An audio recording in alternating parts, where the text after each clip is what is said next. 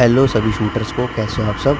तो भाई आज की वीडियो हमारी रहेगी साइट विज़न के ऊपर। और साइट विज़न से पहले कुछ अच्छी बातें कर लेते हैं, क्योंकि टेक्निक तो बेसिकली भाई तुम सबको पता ही है ना, मेरे से ज़्यादा ही जानते होगे। मैं कुछ एडवांस थोड़ी बता दूंगा, पर अच्छी बातें करना बहुत ज़रूरी है। तो देखो, दो चीज़ होती है, माइंडसेट होता है और एक होती है प्रैक्टिस।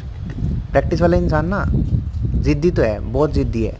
वो प्रैक्टिस करेगा, डेली प्रैक्टिस करेगा, लेकिन ना उसके जीवन में कोई फिज़िकल बैरियर या कोई मेंटली कुछ स्ट्रेस आ गया तो वो ना उस दिन हार मान लेगा, मतलब हार टेक देगा कि हाँ भाई अभी नहीं, आज तो नहीं करूँगा। दूसरी जगह पे ना एक होता है माइंडसेट वाला। अगर उसके साथ सेम सिचुएशन है ना, वो क्या कहेगा कि वो ना उस इंसान को बेड से खड़ा करके प्रैक्टिस कराने पे मजबूर कर देगा पॉजिटिवली।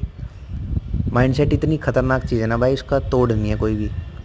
अगर उसने सोच लिया ना मन ने कि हाँ ऐसे ऐसे करना है, जुनून आ गया ना मन में, बस फिर किसी के रोक के ना रुकेगा, चाहे कोई कुछ बोलता रहे।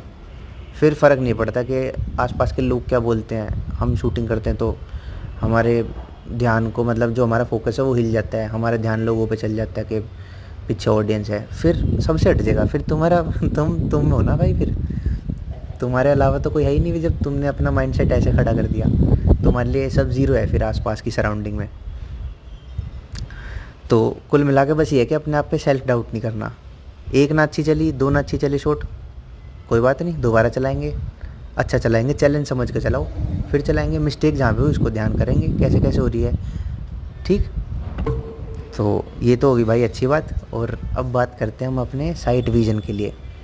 साइट विज़न में तुम्हारे साथ ऐसा कभी होता है कि तुम कहते होगे कि हम तो गए फ्रंट साइड को फोकस करने, देखा फ्रंट साइड ही ब्लर होगी।